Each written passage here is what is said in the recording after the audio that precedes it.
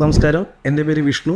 സ്വദേശം ട്രിവാൻഡ്രമാണ്. ഞാൻ വർക്ക് ചെയ്യുന്നത് ഒമാനിലാണ്, ഓയിൽ ആൻഡ് ഗ്യാസ് ഫീൽഡിലാണ്. എനിക്ക് ആക്ച്വലി എയർഫോൾ സ്റ്റാർട്ട് ചെയ്തത് എൻ്റെ ഏകദേശം ഒരു 15 വർഷം മുമ്പാണ് എയർഫോൾ സ്റ്റാർട്ട് ചെയ്തത്. ഞാൻ സ്റ്റാർട്ട് ചെയ്തപ്പോൾ തന്നെ ഞാൻ പാച്ച് വെച്ചിട്ടുണ്ടായിരുന്നു. ഏകദേശം 8-9 വർഷക്കാലത്തോളം പാച്ച് യൂസ് ചെയ്ത വ്യക്തിയാണ്. അതിനുശേഷം ഞാൻ നെറ്റിലായാലും യൂട്യൂബിലായാലും എൻ്റെ ഫ്രണ്ട് സർക്കിളിൻ്റെ ഇടയിലായാലും ട്രാൻസ്പ്ലാന്റിനെ കുറിച്ച് ചിന്തിച്ചു.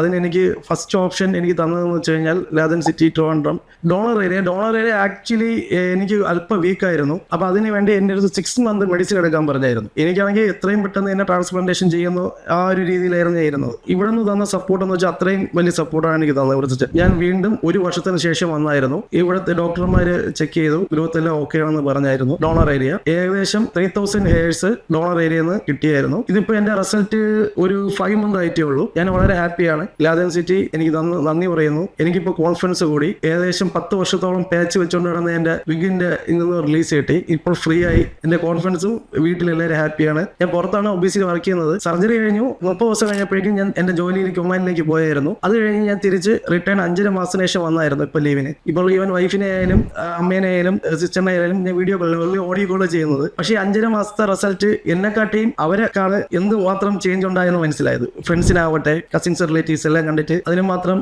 റിസൾട്ട് ഉണ്ടെന്നാണ് എൻ്റെ വിശ്വാസം. മാത്രമല്ല ഇത് തന്നെയാണ് അതിൻ്റെ റിസൾട്ട്. വെറും 5 മാസമായിട്ടുള്ളൂ. ഇനിയിപ്പോൾ കറക്റ്റ് റിസൾട്ട് 9 to 10 മന്ത് ആവുമെന്നാണ് ഇപ്പോൾ ഡോക്ടർ പറഞ്ഞത്.